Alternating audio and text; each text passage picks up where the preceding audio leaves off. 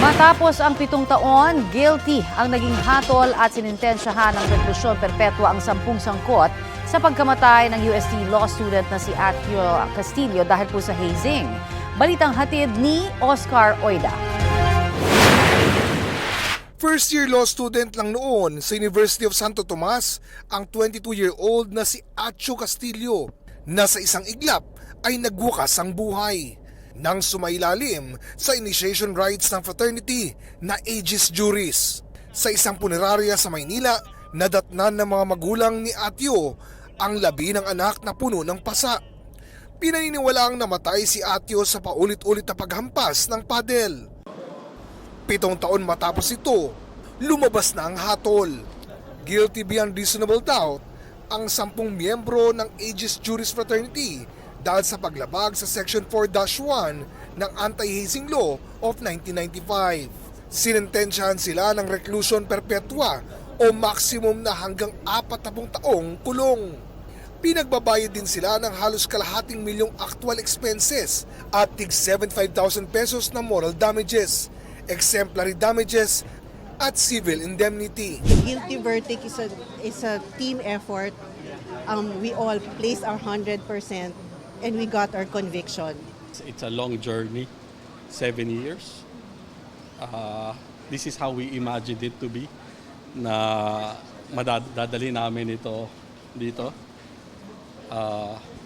Those 7 years, I think for our son, it is worth it. Base sa desisyon ng Manila Regional Trial Court, Branch 11, at mga testimonya ang 3 kailangang elemento para masabing may hazing. Una, may initiation rite. Pangalawa, may neophyte. At pangatlo, dumaan siya sa sitwasyong nakakahiya o mapanakit. Napatunayan din ayon sa korte ang presensya sa initiation ng 10 akusado. Sabay puntong sa ilalim ng anti-hazing law ay hindi kailangang aktwal na nanakit. Pareho ang pananagutan kung naroon ang isang akusado at walang ginawa habang sinasaktan ang neophyte. Wala rin daw iprinisentang matibay na ebidensya o testimonya ang mga akusado para suportahan ang argumentong hindi sila kasama sa hazing.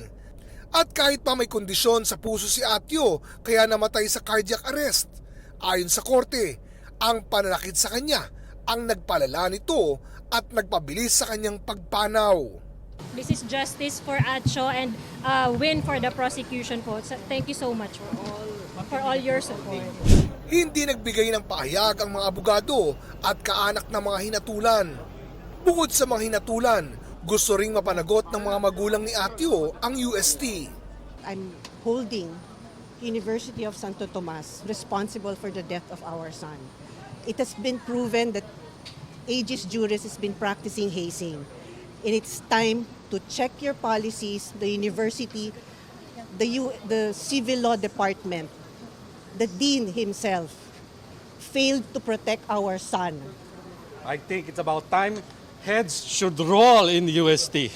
Nakikisimpatya raw ang dean ng UST Civil Law sa mga magulang ni Atio, pero di raw siya sang-ayon sa ilan nilang sinabi. Partikular ang sinabi ng ina ni Atio na bigo ang UST at ang Faculty of Civil Law na protektahan ang Noy Law student.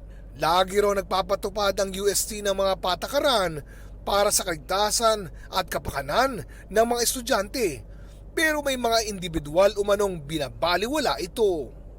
Sinisiguro umano nila ang safe environment at pinagbubuti pa ang mga hakbang para di maulit ang trahedya.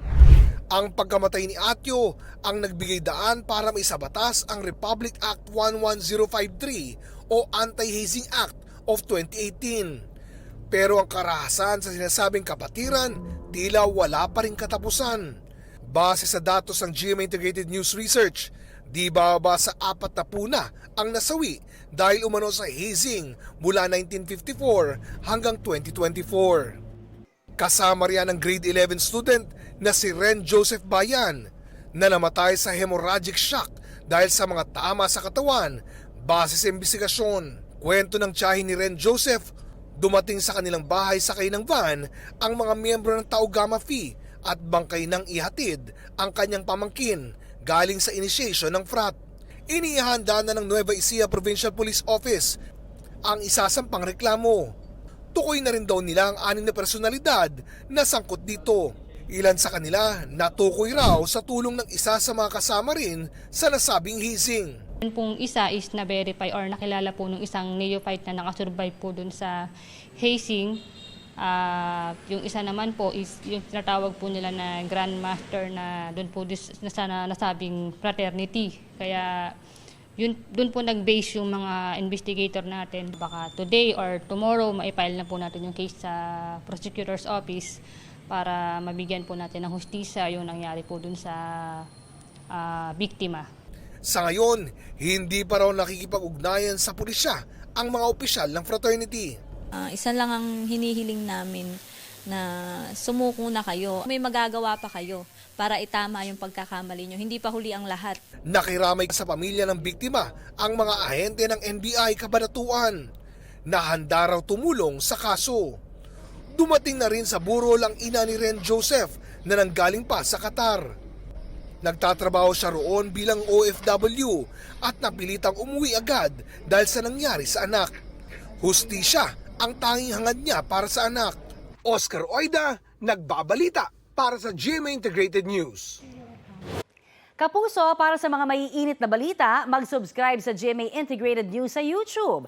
Sa mga kapuso naman abroad, subaybayan nyo kami sa GMA Pinoy TV at sa www.gmanews.tv.